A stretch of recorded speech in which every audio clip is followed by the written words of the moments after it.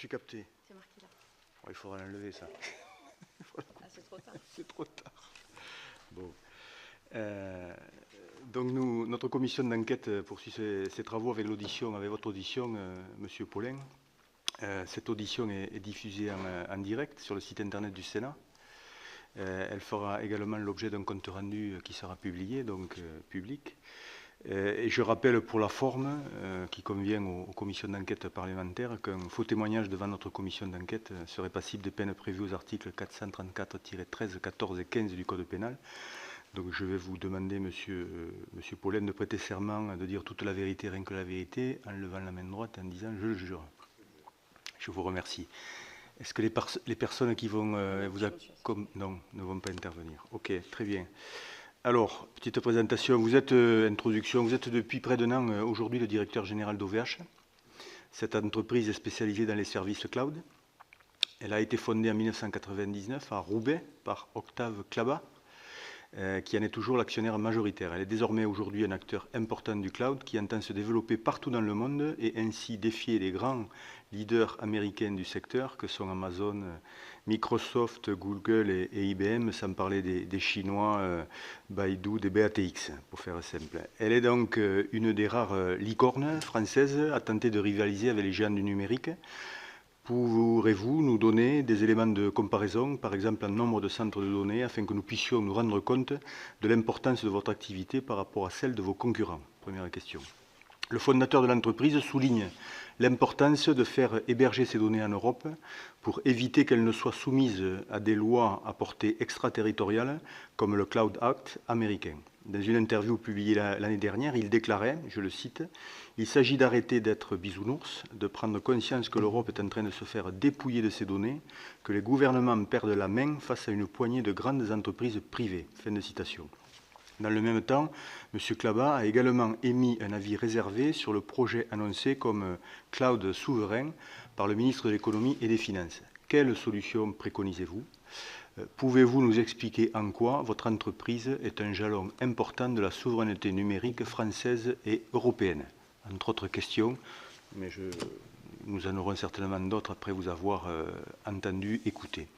À vous la parole, je vous remercie de votre présence et de votre contribution à nos travaux.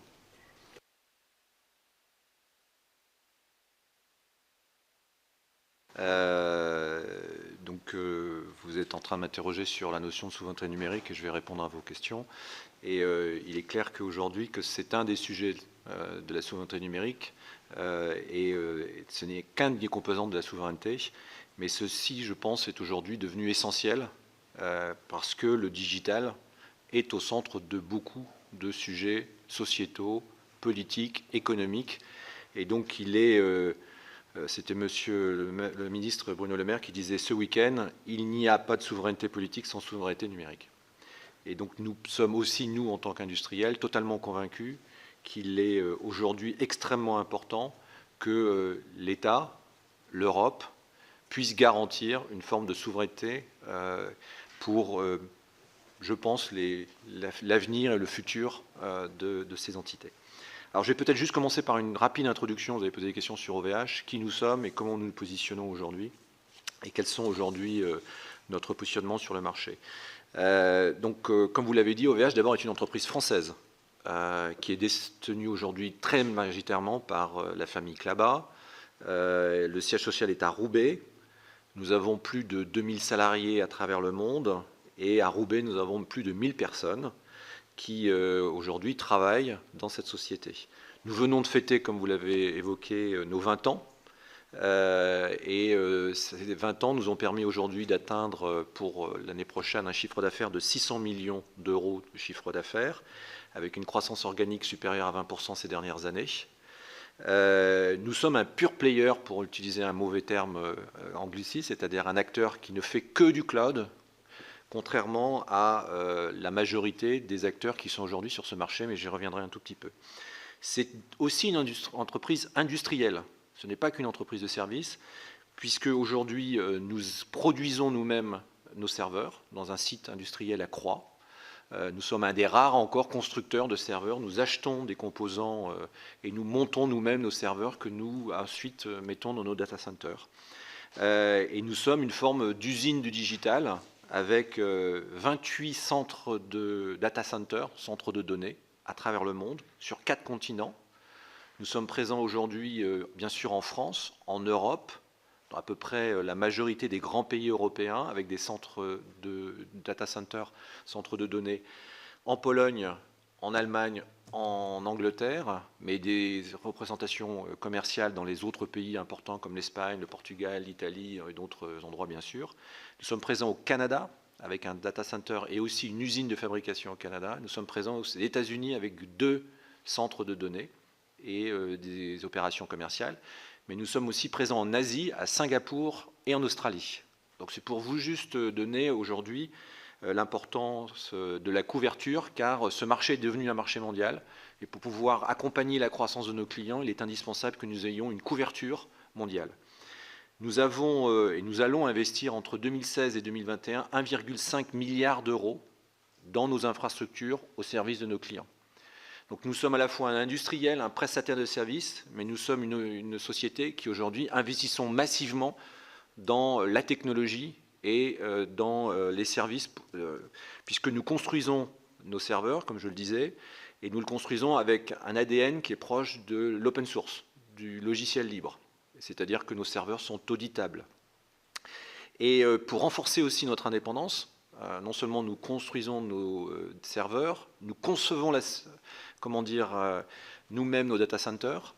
Donc les data centers ne sont pas des data centers externes, ce sont les nôtres. Nous les concevons et nous utilisons une technologie pour refroidir les serveurs qui s'appelle refroidissement à eau. Nous étions les précurseurs, il y a plus de maintenant presque 15 ans à faire ça. Au-delà, bien entendu, de l'aspect écologique, puisque c'est le meilleur moyen de refroidir, et nous en sommes fiers puisque nous participons d'une certaine façon à la responsabilité écologique, et bien aussi, c'est un argument de coût, puisque vous avez la capacité à offrir un refroidissement qui soit beaucoup plus efficace qu'un refroidissement à travers l'air, qui nécessite énormément d'environnement. Pour renforcer également notre indépendance, nous possédons notre propre réseau mondial de fibres, que nous opérons nous-mêmes avec nos équipements pour faire en sorte que nous puissions offrir à nos clients justement là aussi une indépendance complète par rapport à tous les autres acteurs. Comme je le disais, OVH est un acteur qui ne fait que du cloud. Nous sommes dans un classement récent dans le top 10 mondial. Nous sommes le seul de ce top 10 mondial européen et nous sommes le seul qui ne faisons que du cloud. Nous sommes 9e. Tous ceux qui sont devant sont les noms que vous connaissez bien. Donc nos compétiteurs s'appellent Amazon, Google, Microsoft. Pardon ? Des petites sociétés qui ont d'autres activités qui d'ailleurs les aident aussi à financer massivement leurs propres activités de cloud. Et d'ailleurs, ils sont souvent leurs propres clients. Donc une partie de la croissance est aussi alimentée par la croissance de leurs autres activités. Et puis les Chinois, qui sont juste derrière les Américains, devant nous. Et il y a un Japonais qui est juste derrière nous. Voilà. Donc ça, c'était juste pour le dire, parce qu'aujourd'hui, et sans aide publique, OVH a réussi à devenir le leader européen du cloud sur son segment de ce marché. Et nous proposons aujourd'hui tout type de services de cloud. Alors, je ne vais pas rentrer dans les subtilités du marché, du cloud qu'on appelle public, du cloud privé, du cloud hybride, et l'ensemble de tout ce qu'on appelle les serveurs dédiés et bare metal. Et nous nous distinguons et nous nous positionnons par rapport à l'ensemble de ces acteurs mondiaux avec, alors si je reprends les termes d'Octave, une sorte de philosophie qui parfois peut apparaître comme une candeur, qui est basée aujourd'hui sur le fait que nous devons, et je suis désolé pour l'anglicisme, puisque notre signature est Innovation for Freedom, et quand vous connaissez l'histoire personnelle d'Octave Klaba, vous pouvez comprendre, c'est que l'innovation doit servir à la liberté et non pas à emprisonner ni les citoyens, ni les entreprises. Et donc l'ensemble de nos offres aujourd'hui sont tournées sur des concepts d'ouverture, de réversibilité, de capacité d'accessibilité, basés souvent sur des logiciels qui sont des logiciels libres, d'open source, qui permettent à nos clients d'avoir une forme de liberté et de ne pas avoir des prisons, même si elles peuvent être dorées. Donc c'est ça le positionnement dans lequel nous sommes. Alors, pour rebondir par rapport, là je crois que j'ai répondu à la première question que vous avez posée sur comment OVH se positionne. Pour rebondir par rapport à l'importance que nous voyons, nous, sur la souveraineté numérique et comment nous pensons sont aujourd'hui les éléments clés de cette souveraineté numérique, et je répondrai après comment nous pensons qu'OVH, mais OVH au sein d'un écosystème peut y répondre. Alors, la première chose, c'est que je pense que, je ne vais pas répéter, le numérique aujourd'hui est devenu un enjeu essentiel et c'est au cœur de beaucoup de préoccupations, à la fois industrielles, politiques et sociétales. Et donc, sans le numérique, aujourd'hui, il y a beaucoup de sujets qui sont complètement anodins ou qui n'existeraient pas. Le deuxième, c'est que nous sommes convaincus que ces outils numériques, alors après, nous utilisons beaucoup dans notre industrie des jargons et des qu'on appelle du IaaS, du PaaS, du SaaS, enfin tous ces verbes parfois un peu, enfin ces mots parfois un peu abscons, sont des actifs. Alors je vais en parler que d'une seule qui pour moi est la plus importante, ce sont les données. On voit aujourd'hui que les données personnelles, les données des entreprises, ce sont d'abord des données qui ont une valeur extrêmement forte, puisque la majorité des GAFAM ont fait leur fortune sur la valeur, puisque gratuitement vous donnez cette valeur et ils en tirent un bénéfice. Mais ça a aussi une valeur stratégique pour les États, pour les entreprises, pas uniquement dans le domaine de la défense. Ça a une valeur aujourd'hui qui est qu'est-ce que ces données, et on a vu tous les scandales qu'il y a eu autour, même sur l'enjeu politique de ces données qui peuvent être utilisées à des fins pour manipuler je ne sais quoi, mais en tout cas c'est clair.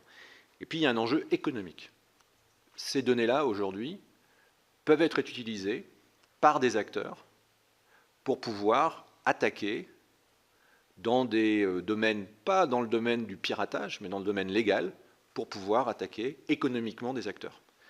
Et comme l'a rappelé avec beaucoup de justesse le député M. Gauvin, il y a quelques semaines, à propos du Cloud Act, certains États, et en particulier les États-Unis, se sont dotés de moyens juridiques pour faire en sorte que la protection des données de chacun des pays soit affaiblie par des lois qui leur permettent d'avoir une extraterritorialité d'accès à la donnée. Dans votre introduction, vous indiquez effectivement que Octave avait indiqué qu'il était important que les données soient en Europe. Mais ce n'est pas suffisant. Il faut savoir que le Cloud Act permet à ces acteurs, même si les données sont hébergées en Europe, parce qu'ils sont filiales de groupes américains, le droit à un juge d'accéder à ces données, même si elles sont hébergées en Europe. Donc il faut savoir que la localisation des données ne suffit pas à les protéger. C'est aussi quelle est la jurisprudence ou quelle est la juridiction qui, aujourd'hui, protège ou ne protège pas ces données. Et il faut savoir que le Cloud Act est aujourd'hui quand même une arme extrêmement puissante contre la souveraineté juridique de l'État français, puisqu'elle permet aujourd'hui, sans qu'il y ait un juge français qui soit mis dans la boucle, qu'aujourd'hui, certaines entreprises, certains citoyens américains puissent saisir des juges américains et qu'ils demandent à des acteurs américains de fournir ces données. Donc pour nous, ça pose un vrai sujet, qui est le sujet de la valeur de ces données et de la protection des données. Et dans la protection, il y a d'une certaine façon aujourd'hui quelque chose qui est souvent mis en avant, c'est la protection technique, la protection technologique. Il faut les encrypter, il faut les protéger, c'est les firewalls, c'est la cryptologie, etc. Bien sûr, c'est très important. Et mon premier message, bien entendu, c'est qu'il faut protéger ces données. Mais je vais prendre une analogie un tout petit peu simpliste. Vous avez beau avoir des portes blindées, des systèmes extrêmement sophistiqués, si le droit de vol lotissement, c'est le droit américain, et que ce droit vous donne le droit à un juge américain d'aller chercher tous vos meubles à tout instant, vous aurez beau avoir les meilleures cryptologies et les meilleures portes blindées, vous aurez un droit qui permettra de le faire. Et aujourd'hui, je pense qu'il y a un vrai enjeu de comprendre que les États, en dehors de l'Europe, se dotent d'outils extrêmement puissants pour attaquer la souveraineté numérique de l'Europe. Et quand Octave a parlé de bisounours, je crois qu'il faut que ce soit compris, et il faut comprendre aujourd'hui qu'il y a des solutions. Et que ce n'est pas qu'un défaitisme, il n'y a pas de fatalisme. Et nous pensons au contraire que des acteurs comme OVH ont des réponses pour répondre à ces enjeux-là. Alors, qu'est-ce que je pense sont les grands enjeux sur lesquels nous pensons qu'il est important de se positionner? Le premier, c'est quand même un enjeu de transparence et que chacun comprenne, l'État, les collectivités locales, mais aussi les acteurs économiques, quels sont ces enjeux. Je prends souvent une analogie, les comités d'audit des grandes entreprises font une liste exhaustive quand vous êtes sur le CAC 40 ou que vous êtes sur d'autres, sur la liste de tous les risques que vous avez. Je vous donne un exemple, quand vous faites un appel d'offres sur le cloud, on nous demande si nous, notre zone, est aujourd'hui une zone dans laquelle inondable. Et si vous êtes inondable, en général, on vous refuse parce que vous ne pouvez pas être dans une zone inondable, parce qu'on ne peut pas prendre le risque de mettre ces données dans une zone inondable. Et aujourd'hui, il y a des entreprises qui ne posent pas la question pour savoir quel est le droit juridique qui couvre ces données-là. Et donc je pense qu'il y a un premier élément de réponse, c'est que l'ensemble des acteurs prennent conscience et puissent prendre des décisions en tout état de cause. Le deuxième importance que je trouve qui est aujourd'hui très important, c'est qu'il faut aussi qu'il y ait une transparence sur les appels d'offres, qu'ils soient publics ou privés, pour comprendre que ce monde est un monde complexe. Je prends juste un exemple très concret. Certaines collectivités locales, certaines sociétés publiques, certains OIV font des appels d'offres dans le domaine du cloud ou des données ou des applications, dans lesquelles elles vont confier à des intégrateurs la responsabilité de la mise en œuvre de ces solutions. Dans le cadre du CSF, nous demandons à ce qu'il y ait une transparence. Où sont ces données? Parce que bien souvent, le sous-traitant qui est dessous, il est masqué. Et sous quel droit sont aujourd'hui ces données? Est-ce qu'elles sont accessibles au Cloud Act ou pas? Parce que j'ai découvert que certains clients ou donneurs d'ordre, économiques ou publics, sont en train de confier à des entreprises françaises intégrateurs qui vont mettre des services dans des clouds qui, eux, sont des clouds qui ne sont pas des clouds souverains, qui ne sont pas des clouds de confiance. Ça peut se faire de manière tout à fait, et je veux dire, moi, j'ai aucune animosité par rapport à nos concurrents, mais il faut que ce soit fait en tout état de cause et que ces risques soient analysés, compris par les acteurs économiques et publics, et qu'il y ait une transparence, de la même façon qu'il y ait une transparence pour savoir d'où viennent les céréales, d'où viennent ce genre de choses, eh bien, où aujourd'hui sont stockées les données et sous quelle forme de droit risquent d'être ces données. La deuxième chose que je voudrais dire, c'était donc ces deux points-là sur l'importance de la transparence et l'importance qu'il y existe, à mon avis, des outils pour pouvoir développer et de faire en sorte que, oui, des acteurs sachent exactement toute cette cause. Le troisième, ce que je voudrais dire, c'est quand même qu'il n'y a pas de fatalité. OVH en est l'exemple même, mais ce n'est pas le seul en Europe. Aujourd'hui, OVH, sans argent public, a été capable de rester dans la course mondiale sur un domaine ultra compétitif. Et quand vous regardez l'état de ces acteurs-là, ils sont tous extrêmement aidés. Alors, ils sont aidés par la commande publique, d'abord. Tous ces acteurs américains et chinois sont aidés par la commande publique. Parce qu'il n'y a pas de notion de préférence nationale dans beaucoup de domaines, mais il faut savoir que c'est une réalité chez nos compétiteurs. Et donc, nous pensons qu'il est important que l'État, que les collectivités locales, mais également que les acteurs économiques comprennent que ces enjeux-là sont des enjeux qui transcendent uniquement le business, mais que c'est aussi un moyen. Nous ne demandons pas des financements, nous demandons du business, enfin de l'activité. Et je pense qu'il y en a. Donc je pense qu'il y a un premier moyen, c'est que tout le monde, tous les acteurs prennent conscience qu'aujourd'hui, choisir un acteur américain, choisir un acteur chinois, c'est lourd de conséquences. Non seulement pour leurs données, et pourquoi pas, mais aussi pour l'écosystème, à long terme, de la viabilité de la filière numérique en Europe. Et il y a le choix. OVH est le leader en Europe. Il y a des acteurs aussi en France qui sont plus petits mais qui sont très performants. Il y a des acteurs en Allemagne, il y a des acteurs en Angleterre, il y a des acteurs en Italie, il y a des acteurs en Espagne, qui aujourd'hui, dans le domaine du cloud, dans le domaine des services au-dessus du cloud, sont des entreprises performantes, compétitives, peut-être pas encore sur la totalité de la chaîne du numérique. Il y a des endroits où nous avons, et l'Europe malheureusement manque désespérément de capacité sur les RAM, sur les chips, sur le hardware, où là on sent bien que nous avons une carence forte, sur aussi tout ce qui est les operating systems, donc les systèmes d'opération. Mais en revanche, dans d'autres domaines, il y a un écosystème aujourd'hui européen qui est capable de rivaliser. Et là, je m'adresse un peu à dire en disant que nous essayons de tenter notre chance face à ces gens-là, mais nous ne pourrons pas le faire seuls. Nous ne pourrons le faire qu'en étant à armes égales avec des acteurs qui, eux, sont extrêmement soutenus. Je ne parlerai même pas de la Chine, parce que là, c'est un choix. Ils sont soutenus à plusieurs façons. La première, c'est qu'il y a une stratégie d'État, d'écosystème économique, dans lequel un certain nombre de domaines, la Chine a annoncé qu'il voulait être le leader dans l'intelligence artificielle. Il y a une stratégie à travers les universités, la recherche, dans lequel aujourd'hui, oui, il y a des recherches, on connaît très très bien la force et la puissance des universités et des recherches américaines, qui sont extrêmement aidées aujourd'hui par l'ensemble de l'écosystème public et privé. Et je pense qu'il serait intéressant que l'État continue à participer de plus en plus, non pas à faire des accords avec des Américains, mais à faire des accords avec des acteurs, parfois plus petits, mais tout aussi talentueux. Nous avons aujourd'hui parmi les meilleurs ingénieurs au monde, en France, en Europe, qui sont aujourd'hui recrutés par ces acteurs-là. Nous avons une compétition extrêmement forte sur les talents. Il n'y a pas de fatalité à faire croire aujourd'hui que l'équipe européenne ne soit pas capable d'avoir une équipe d'industrie qui puisse rivaliser. OVH en est l'exemple. Nous le prouvons chaque jour, à notre échelle, hein, mais nous le prouvons chaque jour. Il y a plein d'autres exemples. Ils ne sont pas tellement mis en valeur, pas suffisamment, par beaucoup de gens, et je pense qu'il est important qu'on puisse le faire. De plus, je pense qu'il est aussi important que les acteurs économiques comprennent ces enjeux-là.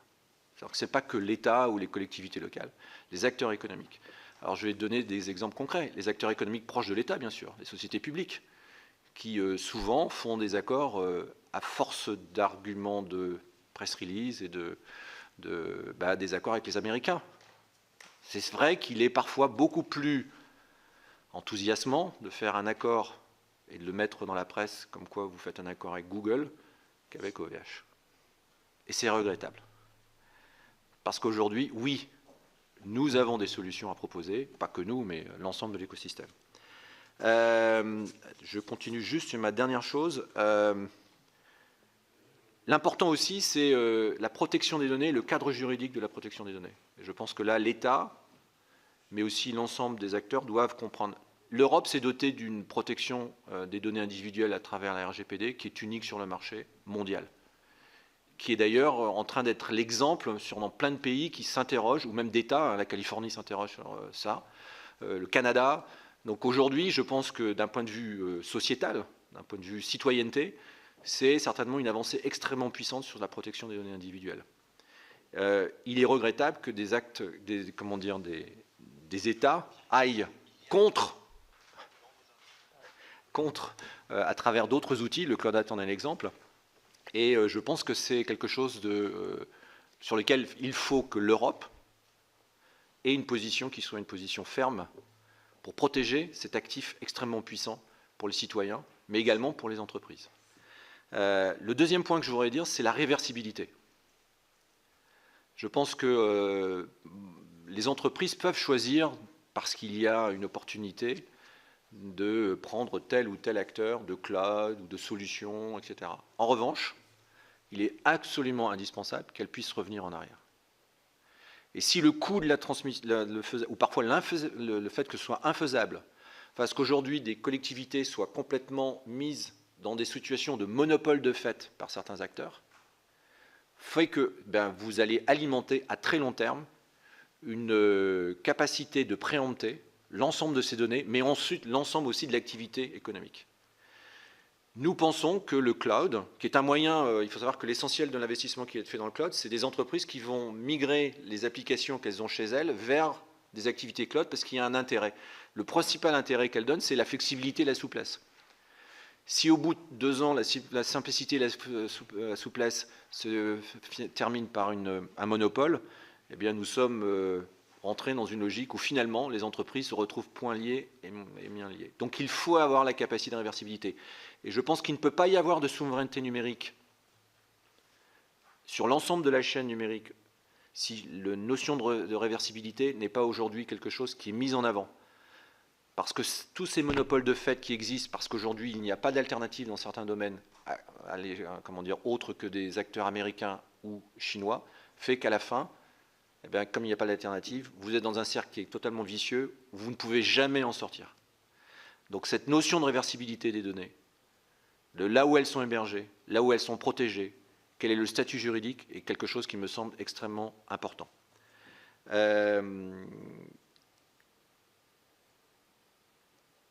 Qu'est-ce que je... Écoutez, je crois que j'ai répondu à vos 2 questions sur ce que nous pouvions faire à court terme et c'est qu'était au état. Je ne sais pas si j'ai été clair. Non, merci beaucoup, monsieur Poulin, Monsieur le Président. J'ai quelques questions, mais je vais donner la parole à mes collègues. Jérôme Vacher. Je vais devoir partir, hélas. Merci beaucoup, Monsieur le Président, cher Michel. Le sujet juridique, pour moi, est vraiment un des sujets majeurs, c'est-à-dire qu'on s'est beaucoup focalisé jusqu'à présent dans nos travaux sur parfois la localisation physique des infrastructures, des data centers. Le fait que finalement l'insécurité juridique et qu'il y ait un problème de régulation mondiale semble finalement presque plus prégnant que le lieu physique. Est-ce que j'ai bien compris? C'est ma première question. Et ma seconde question, est-ce que, j'ai envie de dire,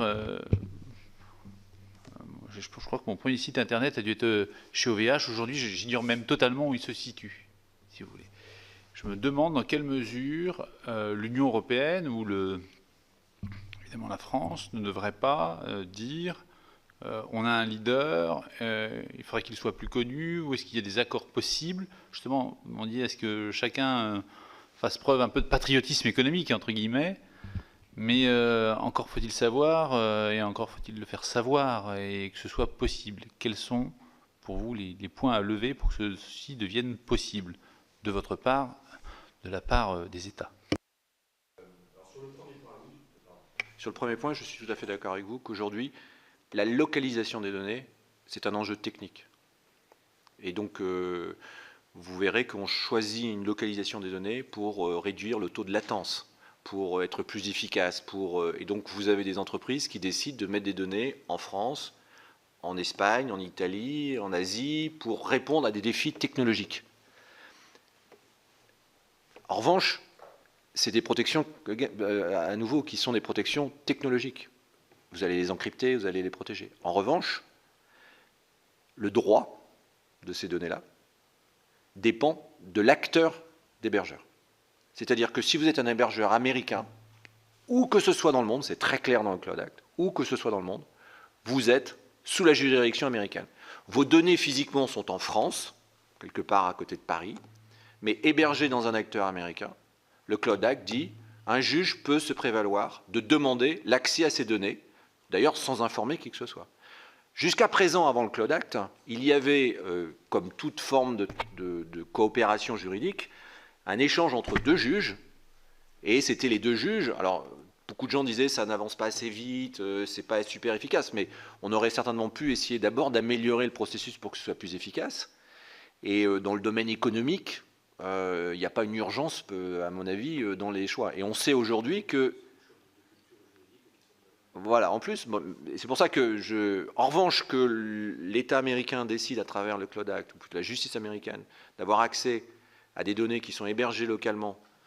Et ça, je pense que c'est un enjeu, oui, qui est beaucoup plus important que la localisation géographique des données, qui en plus circulent. Il faut savoir que les données, elles circulent. Donc elles peuvent, donc le stockage des données, et il faut savoir que de plus en plus, aujourd'hui, on peut stocker des données et en revanche faire en sorte que ce qu'on appelle le compute, c'est-à-dire l'utilisation de ces données, elle est dans un autre endroit. Donc tout ça est pour dire que je pense que la souveraineté des données aujourd'hui est un enjeu extrêmement important pour des États ou pour l'Europe.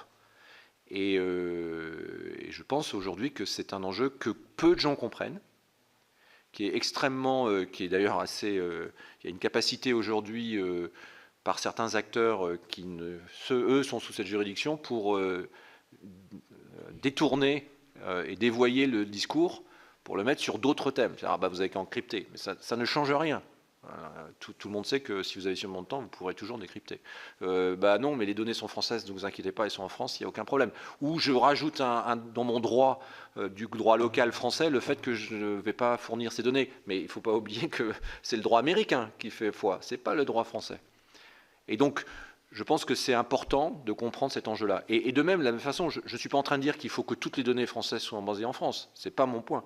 Mon point, c'est que les entreprises, l'État, et les collectivités locales doivent comprendre en toute transparence, quand elles prennent ces décisions, à qui elles confient en réalité la souveraineté de leurs données. Donc je pense qu'avec des acteurs comme l'ANSSI, etc., on a des dialogues extrêmement réguliers, bien entendu avec l'État aussi, avec la défense nationale. Mais là, il n'y a pas d'enjeu, parce que là, c'est des enjeux qui sont tellement régulés et tellement protégés que oui. Mais sur des actions économiques, on sait aujourd'hui que les données bancaires, les données de santé, les données aujourd'hui de toutes les transactions bancaires, des données des emails, aujourd'hui, sont sur des plateformes qui sont accessibles à tout moment. Voilà. Alors sur le deuxième point, sur le fait que je pense oui que l'Europe, de manière générale, est quand même un peu a un complexe d'infériorité sur le domaine numérique par rapport à des acteurs américains et chinois, et que bien souvent, elle ne reconnaît pas la performance de certaines de leurs entreprises, et qu'elle ne le reconnaît pas suffisamment. Elle ne le reconnaît pas suffisamment en montrant qu'il y a des success stories, pour prendre ce que disent les Californiens, qui sont exceptionnels partout, il y en a plein, il y en a dans tous les pays, et on a plutôt tendance à aller chercher ceux qui sont de l'autre côté de l'Atlantique, et c'est dommage. Donc il y a des journalistes aussi, je pense que c'est important de faire passer le message qu'il y a des réussites aujourd'hui. Et deuxième sujet, je pense que les entreprises, parfois elles aussi, dans le secteur économique, sans parler de patriotisme économique, parce que chacun fait ses choix, parfois, eux aussi, ont plutôt tendance à aller voir des solutions qui se trouvent à l'extérieur plutôt que de regarder des solutions. Je ne vous cacherai pas que parfois, nous ne sommes pas consultés sur certains appels d'offres. Oui, je veux bien dire un mot. Merci, M. le Président. Je suis aussi de très longue date adepte de l'OVH, dont je suis client. Donc je suis content de vous rencontrer. Voilà, je suis élu des Hauts-de-France, donc il y a peut-être une solidarité territoriale. Mais enfin, c'était avant. Oui, j'étais Picard, mais quand même. En tout cas, je suis patriote. J'aime le patriotisme industriel. J'ai été élevé dans une famille où on achetait des voitures françaises, donc ça avait du sens.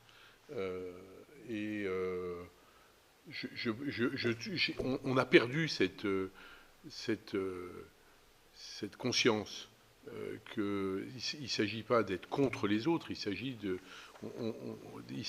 de solidariser des endroits où on peut développer de la richesse pour notre pays et pour l'Europe. On voit bien que quand on s'unit en Europe, on fait l'Airbus, c'est un truc absolument fabuleux. Pourquoi ne le fait-on pas pour le numérique? C'est quand même une vraie question. Pourquoi cette conscience alors que techniquement on n'est pas plus sot que les gens de la Silicon Valley. Donc ce patriotisme, enfin, j'insiste dessus parce que je pense que c'est un sujet qui pourrait être davantage travaillé. Peut-être que il faut toujours commencer par analyser en analysant la question, il faut toujours se regarder soi-même. Est-ce que OVH voilà, je ne dis pas que vous ne le faites pas, mais peut-être pas assez. Cette commission d'enquête, s'il y a des journalistes qui sont là, c'est encore mieux. Mais je pense que ça serait intéressant que vous soyez davantage connus, ce qui est... alors je sais que c'est difficile de lutter contre les GAFA en termes de notoriété, mais au moins, dans le pays où vous êtes originaire, je pense que vous pourriez être davantage connus. La deuxième chose, moi, je partage votre avis sur le problème de l'extraterritorialité qui me choque absolument profondément. Je suis juriste.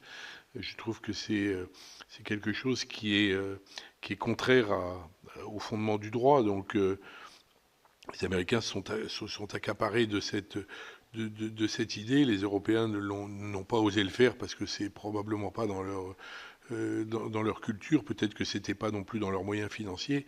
Mais c'est un vrai sujet sur lequel il faut continuer d'essayer de trouver des solutions. Je ne sais pas très bien lesquelles, mais il faut y travailler. On n'y travaille peut-être pas assez. Et je termine avec une observation sur la réversibilité. Parce qu'au fond, quand vous avez dit il n'y a pas de réversibilité, puisque dans les contrats, ils ne les mettent pas, en fait, ils vous confisquent vos données. Puisqu'il n'y a pas de réversibilité, vous perdez la propriété de vos données à partir du moment où il n'y a pas de possibilité de les mettre ailleurs, puisqu'ils refusent cette réversibilité. Donc, c'est au-delà, à mon avis, même du stockage. Je me demande s'il y a un abus de droit, à mon avis, par la non-réversibilité qui mériterait d'être creusé. Bon, je n'ai pas des données personnellement suffisantes pour pouvoir m'amuser à faire ce genre de contentieux, mais ça mériterait quand même de réfléchir à cette irréversibilité qui est... voilà, c'est les observations que je voulais vous faire en disant que voilà, je suis passionné par le combat que vous menez et j'espère qu'un jour Oui, je rebondirai sur le premier point. Je suis tout à fait conscient qu'aujourd'hui, les entreprises européennes et certaines entreprises comme OVH, qui sont à l'échelle de ces grands GAFAM, qui n'ont pas les mêmes moyens, qui n'ont pas les mêmes capacités marketing, ont aussi une introspection à faire sur leur capacité à être plus visibles et avoir une capacité de marketing, d'expansion plus forte. Et donc, nous essayons d'y travailler et nous essayons clairement. Je pense néanmoins que dans la phase de départ, si vous regardez les écosystèmes américains, les écosystèmes chinois, les aides collectives, quand je dis collectives, hein, c'est-à-dire l'État, les collectivités locales, les entreprises à travers tous les labos de recherche dans les sociétés, dans les universités, puisqu'elles sont souvent financées par des écosystèmes, c'est pas uniquement l'État qui paye souvent ces universités, c'est plutôt des écosystèmes, aident au départ ces entreprises, qui leur permet d'être... Alors, il y a deux... Vous posiez la question, pourquoi il n'y a pas de méga européens? Moi, je pense qu'il y a 3 grandes raisons. La première raison, c'est que justement, cette étape de croissance est extrêmement aujourd'hui aidée dans des écosystèmes américains ou chinois, de manière totalement différente. Il y en a un qui est extrêmement étatiste et qui est extrêmement visionnaire, c'est la planification, c'est le plan quinquennal quasiment qui est fait. Il y en a un autre qui est beaucoup plus décentralisé, mais qui est tout aussi efficace, avec un écosystème d'aide de l'État, les labos de recherche. On sait très très bien qu'il y a la NASA, tous ces gens-là aident énormément aujourd'hui à l'innovation, à trouver un certain nombre de domaines qui vont permettre de booster l'innovation, mais également les universités, tout cet écosystème qui est un mélange de public-privé, dans lequel les entreprises très rapidement aident par des commandes les petites start-up à tout de suite arriver à une taille. Donc ça, je pense, c'est un point qui est vraiment très fort. Ouais. Le deuxième, c'est clair, c'est que le marché européen est un marché morcelé de langues, de réglementation, qui fait que vous avez dans votre première étape de croissance un marché qui est d'1 milliard pour les Chinois, et vous avez un marché de 300 millions avec quasiment les mêmes règles. Quand vous êtes en Europe, aller partir pour s'exporter, et je dis bien le mot exporter, en Allemagne, en Italie, en Espagne, est un effort qui, pour des entreprises plus petites, nécessite souvent un capital, un accès au capital, ou une capacité de financement qui est supérieure. Parce que aller de Dallas, même si c'est très différent culturellement, mais Dallas-Houston, il n'y a pas un effort d'investissement. Donc je pense que ces 2 raisons-là déjà expliquent la capacité qu'il y a aujourd'hui à faire en sorte que on scale plus vite. Puis il y a le troisième, il faut être franc, c'est que tout ça, comme vous l'avez dit, et c'était le premier point, c'est quand même aussi du marketing, de la notoriété. Et donc quand vous êtes dans l'écosystème américain, pour pouvoir avoir toutes les publications qui vont dire « Ah, belle start-up » et que vous avez une audience nationale et que vous voulez refaire la même chose européen pour dire « Je vais me lancer en Italie », vous avez un effort qui est considérable. Et donc l'impact marketing, commercial, de communication, aller faire les réseaux sociaux dans les différentes langues, fait que capacité d'expansion des petites start-up qui commencent est beaucoup plus complexe à mettre en œuvre. Ça nécessite des compétences et des moyens que nos compétiteurs aujourd'hui qui sont sur des marchés beaucoup plus fédérés, n'ont pas à faire.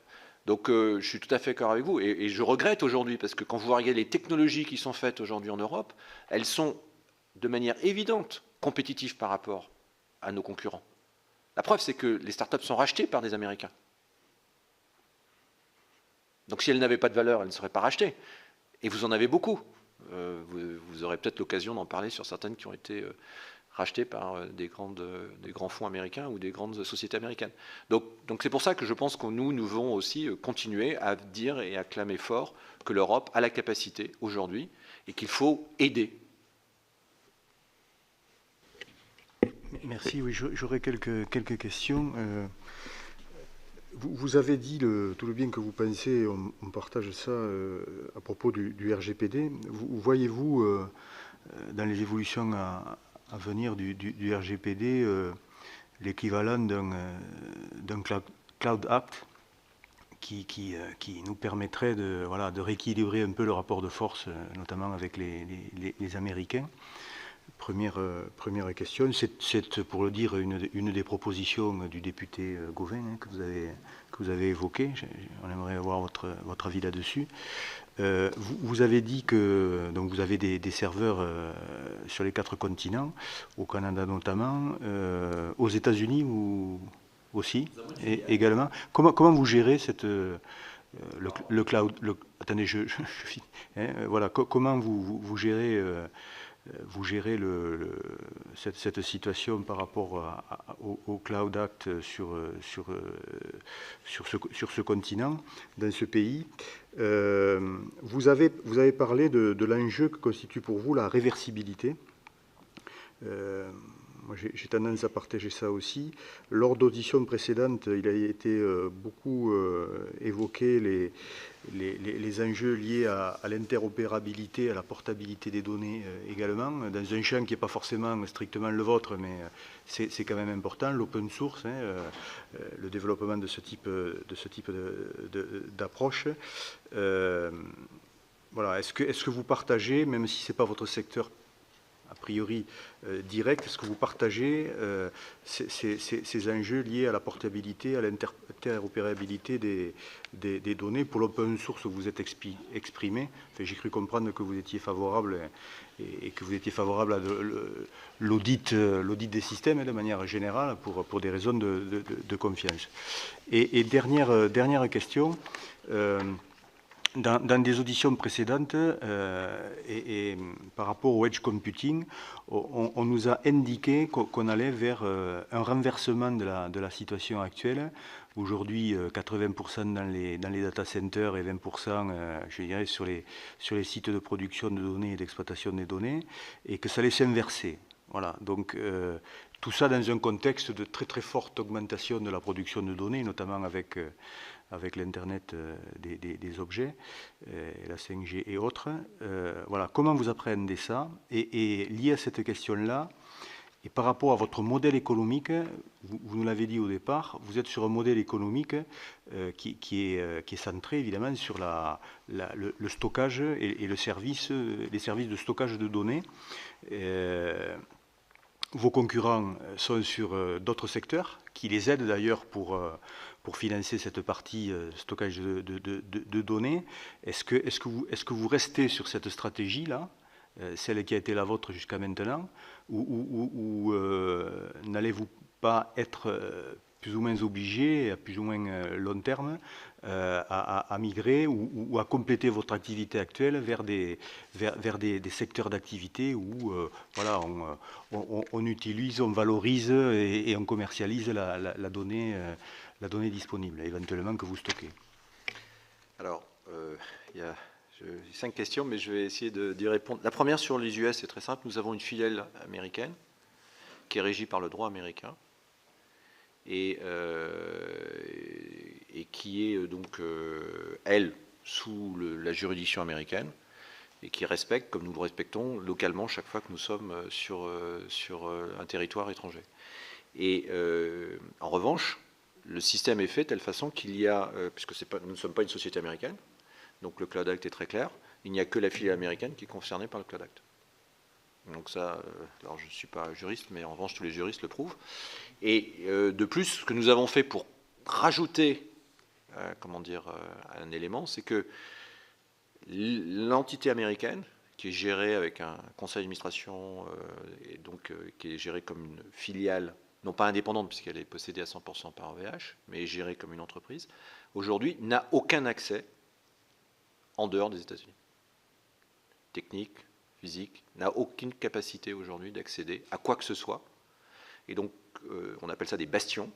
Et donc, le bastion américain est un bastion qui est aujourd'hui un bastion, isolé du reste de l'ensemble de l'entreprise. Donc, un agent américain, un manager américain n'a aucune capacité d'accéder à rien d'autre que ce qui est sur le territoire américain. Il n'a aucun droit, aucune possibilité, et c'est totalement isolé techniquement. Alors qu'en Europe, toutes les sociétés qui sont, et on retombe sur le RGPD, toutes les sociétés, les pays qui sont sous la législation RGPD, eh bien là, le droit européen nous permet de faire en sorte que nous puissions avoir des supports qui sont dans les différents pays, qui sont sous la même réglementation juridique. Mais nous ne faisons pas pour les États-Unis, qui est totalement isolé et qui est à part, et qui a un fonctionnement, même si c'est bien sûr le même type de produit, mais même les produits ne sont pas exactement les mêmes. Sur la réversibilité, je pense que oui, c'est un point important. Alors c'est vrai que nous ne sommes pas sur ces enjeux de portabilité, mais je pense que c'est des enjeux très importants pour l'industrie. Et là, il faut peut-être regarder l'ensemble de la filière. Et nous sommes convaincus. Ce qu'on pense, nous, c'est qu'un opérateur de cloud tel qu'OVH, et nous nous positionnons comme tel, doit garantir la réversibilité pour laisser la possibilité de portabilité à tous les acteurs. Parce que beaucoup de nos clients ne sont pas que des acteurs économiques, ce sont des acteurs qui sont dans la filière numérique. Donc beaucoup de nos clients sont des acteurs qui donnent des applications, qui font du SaaS, qui font des sites électroniques, qui font tous ces sujets de ce qu'on appelle dans le jargon les digital natives sont nos clients. Donc ils utilisent nos infrastructures pour offrir des services. Et donc, notre proposition de valeur, c'est de dire, comme notre cloud est réversible, vous avez toujours la possibilité d'offrir la portabilité de vos données à vos clients finaux. Parce qu'on pense que c'est une façon de nous différencier par rapport à d'autres acteurs, c'est très clair, cette réversibilité. C'est pour ça aussi qu'on travaille beaucoup avec ce qu'on appelle l'OpenStack, qui est une façon de garantir avec l'open source la faisabilité technique pour que ce ne soit pas compliqué et trop cher de faire cette portabilité. Et donc, c'est cette réversibilité qui est pour nous un moyen d'offrir à nos clients cette portabilité. Donc, on n'est pas au cœur de la notion de portabilité, mais nous sommes un facilitateur et nous croyons beaucoup qu'il est important que ce soit quelque chose qui soit garanti. Car le risque qu'il y a, c'est la création de monopoles de fait. Et quand vous voyez la force aujourd'hui des GAFAM, vous voyez qu'ils prennent des parts de marché qui font qu'à la fin, il n'y a plus d'opposants, ou il n'y a plus d'alternative. Nous souhaitons être une alternative. Et nous pensons être une alternative. Par notre positionnement, par notre modèle économique. Je vais rebondir sur la dernière question et après je reviendrai sur le modèle économique. Nous sommes un acteur qui ne faisons que du cloud. Et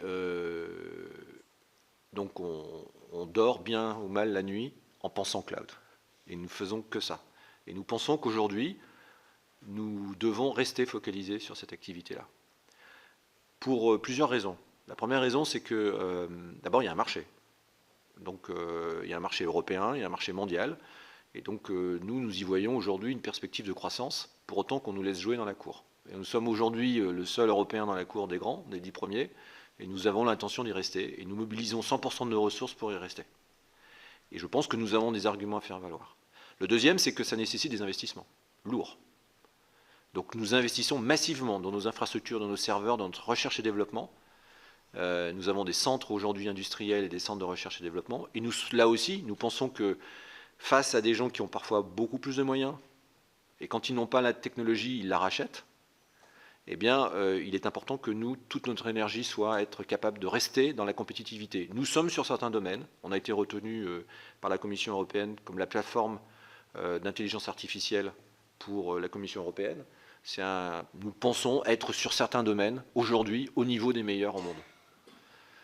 Et nous avons l'intention, on ne gagnera pas toutes les batailles, donc c'est pour ça que nous n'allons pas nous diluer, nous allons rester focalisés sur la capacité. Donc c'est pour ça qu'aujourd'hui, nous pensons qu'il faut qu'OVH continue à dédier toute son énergie, toutes ses ressources, pour être l'alternative européenne à des acteurs, et pour permettre qu'il y ait une souveraineté, ou nous on appelle plutôt un cloud de confiance. C'est plutôt le mot qu'on utilise, parce que là justement c'est en tout état de cause. Vous savez aujourd'hui pourquoi vous mettez vos données et comment elles seront protégées juridiquement, techniquement, et quelle est la valeur que nous apportons par rapport à ça. Donc ça c'est un point que je pense important sur le fait qu'à court terme je ne vois pas pourquoi OVH ne continuerait pas à investir massivement dans son activité première qui est l'activité de cloud et de gestion des données. Sur le edge computing, alors c'est une question sur laquelle, si vous me donnez 3 heures, je vais tout de suite plonger sur... Alors, je pense qu'il y a deux choses. Il y a un sujet qui est un sujet technique et il y a un sujet qui est ensuite un sujet industriel ou modèle économique. Je pense que le modèle économique ne change rien parce que le edge computing, ce seront des acteurs de cloud qui le géreront. Pourquoi? Parce qu'être capable de gérer de manière industrielle des data centers, qu'ils soient grands ou qu'ils soient petits, nécessite des technologies, une capacité de l'innovation, l'industrialisation, de l'innovation, enfin tous ces sujets-là qui sont des sujets sur lesquels je suis à peu près convaincu que ceux comme nous, peut-être d'autres, je suis pas en train de, là encore, il n'y a pas d'exclusive, sont des acteurs qui sont les mieux à même aujourd'hui à répondre à l'ambition d'un edge computing. Ensuite, est-ce que l'avenir du cloud, c'est exclusivement des très gros data centers, qui vont être interconnectés pour diffuser la donnée? Je ne pense pas. Je pense qu'on ira de plus en plus, alors on a parlé d'hybrid cloud par exemple, on ira dans des modèles hybrides. Alors je vous donne un exemple très, très simple, la voiture connectée. La voiture connectée va nécessiter beaucoup de données pour être capable, ou voiture autonome ou semi-autonome, pour être capable de pouvoir en permanence, en temps réel, être capable d'analyser la route et va, avec des technologies comme la 5G, qui est quand même, qui donne des latences très courtes, d'avoir un échange d'informations très rapide avec des data centers locaux qui vont être capables de faire la transaction et de gérer un peu de données localement.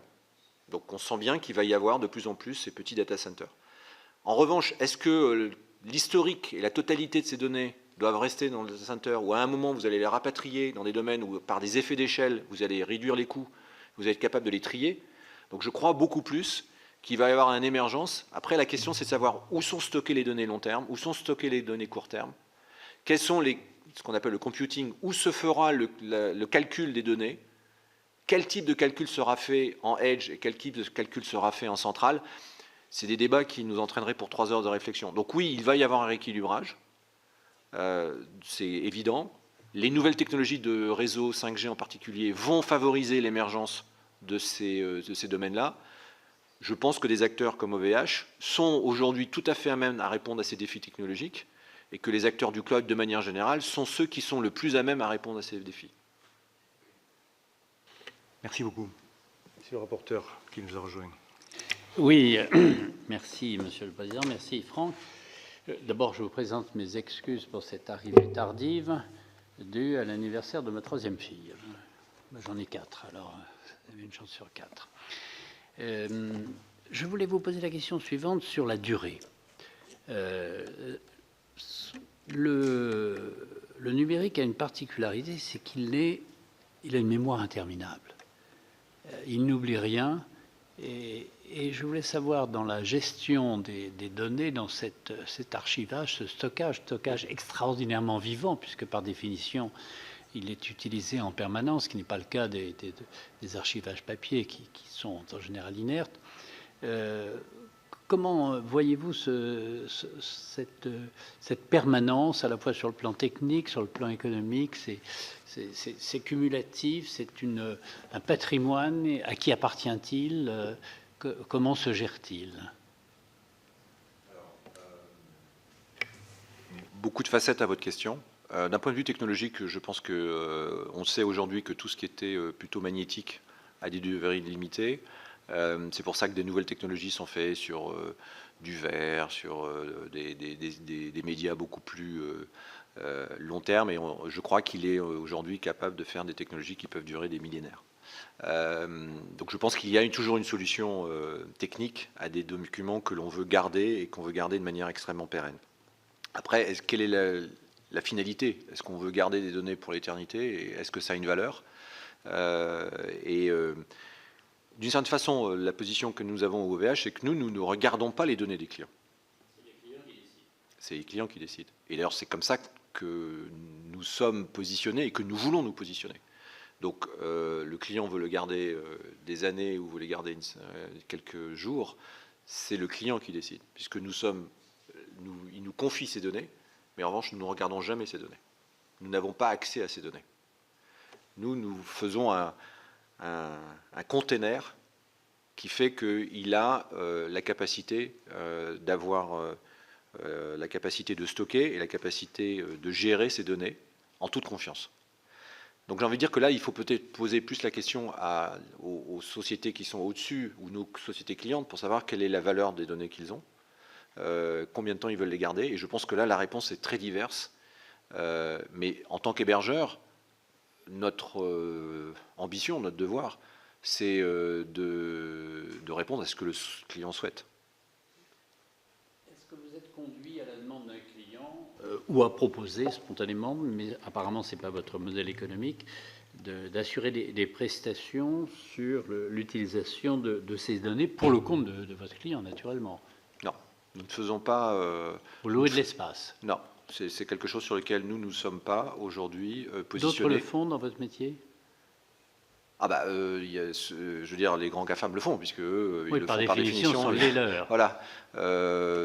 Oui, je crois qu'il y a des acteurs qui, aujourd'hui, sont à la fois des acteurs d'hébergeurs et des acteurs qui sont prestataires de services, hein, des gens qui font en particulier ce qu'on appelle le SaaS, Software as a Service, qui sont à la fois hébergeurs des données et qui fournissent la prestation de service et le software qui donc manipule les données des clients et les propose aux clients, sont des gens qui proposent des services de cette nature-là.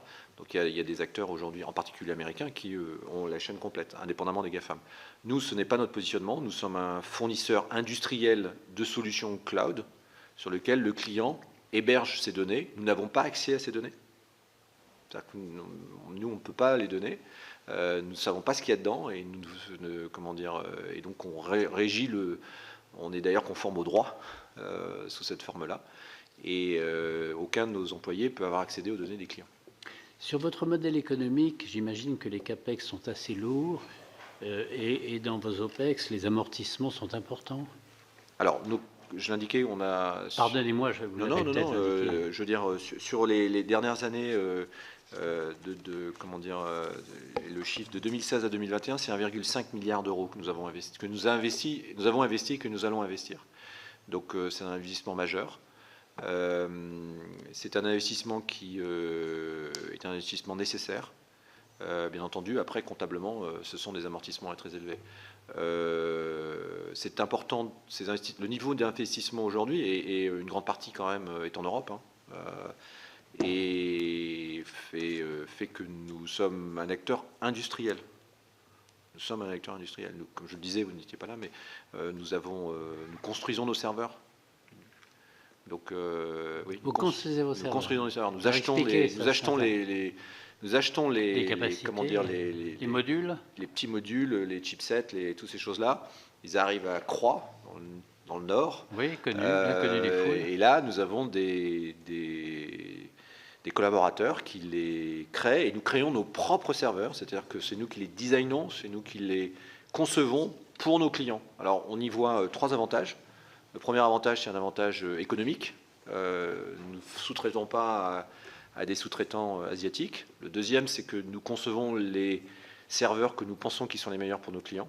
Et nous ne sommes pas imposés par des acteurs qui disent c'est ça le besoin du client. Nous, on écoute nos clients et on dit voilà, c'est ce serveur-là qu'il faut faire. Et le troisième, c'est un enjeu de traçabilité et d'auditabilité, puisque vous pouvez venir dans notre usine, et d'ailleurs certains de nos clients nous peuvent le faire, pour voir la totalité de la chaîne de fabrication, puisque c'est nous-mêmes qui sommes totalement responsables. Et on a un certain nombre de relations avec certains acteurs proches de l'État qui, bien entendu, sont très intéressés parce que nous, on peut montrer la traçabilité et la complétude de notre modèle.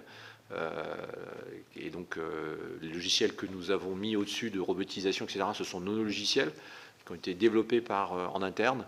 Et donc, il y a une forme d'auditabilité de l'ensemble de nos systèmes. Et donc, c'est pour ça que nous avons une intégration verticale. C'est relativement rare dans l'industrie. Beaucoup d'acteurs, en fin de compte, ont plusieurs couches. Souvent, ils sont un hébergeur en dessous des grandes sociétés mondiales. Souvent, malheureusement, aussi, là encore, il n'y a pas d'acteurs européens. Donc, ce sont souvent des sociétés qui sont en dehors du périmètre européen. Ensuite, vous avez des grands acteurs fournisseurs de hardware qui sont très souvent des Asiatiques et quelques Américains. Et ensuite, après, vous avez les grands GAFAM, mais nous sommes totalement intégrés. Est-ce qu'il y a une évolution technologique constante et régulière liées par exemple à la performance des microprocesseurs, ou bien vous pouvez être frappé par une révolution technologique et une obsolescence des équipements existants Alors, nous sommes dans un métier qui est basé sur l'innovation. Alors, que je disais, malheureusement, c'est un anglicisme, mais notre signature, c'est Innovation for Freedom. Et les deux mots sont importants. Donc un des facteurs de compétitivité des entreprises dans notre secteur, c'est la capacité d'innovation. Et donc d'être capable d'anticiper les cycles, qu'ils soient des cycles hardware, qui sont des cycles plutôt longs à l'échelle du software. Quand on dit long, hein, c'est de 3 ans. Donc c'est pas des cycles extrêmement longs. Donc il vaut mieux être capable d'anticiper les tendances. Mais il faut comprendre que non seulement, bien sûr, il y a tout ce qui est chipset, mémoire, évolution technologique sur ces serveurs, tout ce qui est autour aussi. Hein. Nous, on a fait énormément aujourd'hui d'innovation autour du water cooling, puisque nous faisons du water cooling, enfin donc du refroidissement par eau de nos serveurs. Et donc, on a énormément de brevets, de choses comme ça qui ont été innovées chez OVH, et nous sommes un grand innovateur sur ce domaine-là. Mais il faut savoir aussi qu'il y a beaucoup de choses autour du software, ce qu'on appelle la virtualisation, les containers, tout ce qui est autour de Kubernetes, Hadoop. Enfin, je ne vais pas rentrer dans les détails technologiques sur ces sujets-là. Et là, OVH, avec des partenaires, avec tout un écosystème, travaille sur des solutions qui sont des solutions, et nous essayons toujours de favoriser les solutions open source, pour être capable d'avoir une innovation. Et nous, on travaille beaucoup avec des startups européennes dans des domaines pour justement créer cet écosystème. Alors, je vais en citer quelques-unes. Hein. Dans le domaine de l'intelligence artificielle, il y a une société française qui s'appelle Sistran, qui est extrêmement performante, qui fait de l'intelligence artificielle pour pouvoir faire tout ce qui est audio et la capacité de détecter des choses dans le domaine du langage. Vous avez Diplomatics, qui est une société extrêmement performante, là aussi en France, qui travaille sur les domaines de l'intelligence artificielle autour des images et aussi autour des vidéos. Donc je donne ces deux exemples, mais il y en a plein d'autres, hein, sur lesquels aujourd'hui nous pensons qu'il est important, parce que nous ne pouvons pas porter toute la recherche et développement tout seul, qu'ensemble, à travers cet écosystème, et ça rejoint un peu ce que je disais, l'importance de ces écosystèmes, eh bien, nous puissions fédérer et démultiplier nos efforts de recherche pour être en permanence à la pointe de l'innovation. Donc c'est un domaine sur lequel je pense que l'État a un rôle à jouer, peut y favoriser, et sur lequel les collectivités locales peuvent les aider. Et je suis convaincu, en tout cas nous essayons modestement, nous, d'y participer à travers, on a un programme, pour donner un exemple, nous avons un programme qui s'appelle le Digital Launchpad pour les startups, dans lequel nous essayons d'aider les startups à développer des applications autour du cloud en utilisant les dernières technologies. On a eu 1500 sociétés startups qui sont passées à travers ce programme, dans lequel nous aidons ces entreprises. Alors non seulement on leur donne la capacité d'avoir, dans des conditions extrêmement préférentielles, accès à des ressources de cloud, mais surtout on fait des formations, des informations, de l'assistance, parce que pour savoir développer des applications dans des conteneurs Kubernetes, des choses comme ça, parce qu'on sait que c'est aujourd'hui des enjeux compliqués dans lesquels ça va très très vite. C'est une évolution constante, extrêmement rapide. Kubernetes, il y a 3 ans, n'existait pas. Aujourd'hui, c'est le standard dans la gestion des conteneurs dans le monde. Donc, en moins de 3 ans, la façon dont vous développez des applications digitales natives est en train de radicalement changer. Donc, tous ces enjeux-là sont des enjeux sur lesquels nous pensons qu'il est important qu'il y ait un écosystème européen qui soit capable de bien travailler ensemble pour continuer à innover, parce que l'innovation, c'est au cœur aujourd'hui du développement. Sans innovation, nous ne survivrons pas. Dans votre dernière question pour moi, dans votre vie professionnelle, et en particulier dans la concurrence, ressentez-vous parfois le souffle des géants qui passent de très près et qui pourraient vous pousser dans le fossé? Je veux dire, c'est un monde conflictuel. Tous les jours. Toujours. Tous les jours. Chaque fois que je rencontre un client, chaque fois que je rencontre une collectivité locale, potentiellement cliente, en France, en Europe, on nous compare à Google. Donc c'est une réalité. Vous savez, vous avez des acteurs aujourd'hui qui... Donc vous avez en fait, c'est intéressant. Votre client, c'est le client final. Ça peut être une pas toujours, non, ça peut être un vendeur de... Non, aujourd'hui nos clients, je vais vous donner des noms, et comme ça, puisque vous avez des grands clients, alors je vais parler surtout de nous en français, mais il faut savoir que l'essentiel de notre chiffre d'affaires est en dehors de France. Hein, nous sommes un acteur aujourd'hui mondial. Mais en France, nous avons des acteurs du CAC 40, des gens comme la Société Générale, des gens comme le groupe Auchan dans le Nord. Bon. Nous avons des sociétés qui sont plutôt des ETI, qui travaillent et avec lesquelles nous avons une proximité dans les Hauts-de-France ou dans d'autres régions. Et nous avons aussi beaucoup de clients qui sont des partenaires économiques comme des grands intégrateurs. Nous travaillons avec Capgemini, nous travaillons avec Thales, nous travaillons avec Neuron-IT, nous travaillons avec Claranet, nous travaillons avec ces gens-là qui, eux, s'adressent au client final et utilisent nos services. Et nous travaillons aussi beaucoup historiquement avec des sociétés digital natives, c'est-à-dire que c'est des sociétés qui sont soit des startups, soit des sociétés qui sont 100% digitales et qui donc ont créé leur activité autour du cloud comme étant une des briques de base de leur création. Donc c'est ça aujourd'hui les grands thèmes sur lesquels nous travaillons. Donc on a tout type d'acteurs. Mais aujourd'hui nous sommes en compétition permanente avec les grands. Et je peux vous assurer que la puissance de lobbying est extrêmement puissante. Forte. Merci beaucoup, Monsieur le C'est Président. moi qui vous remercie. Merci. Bonne continuation Merci. pour votre entreprise et vous-même.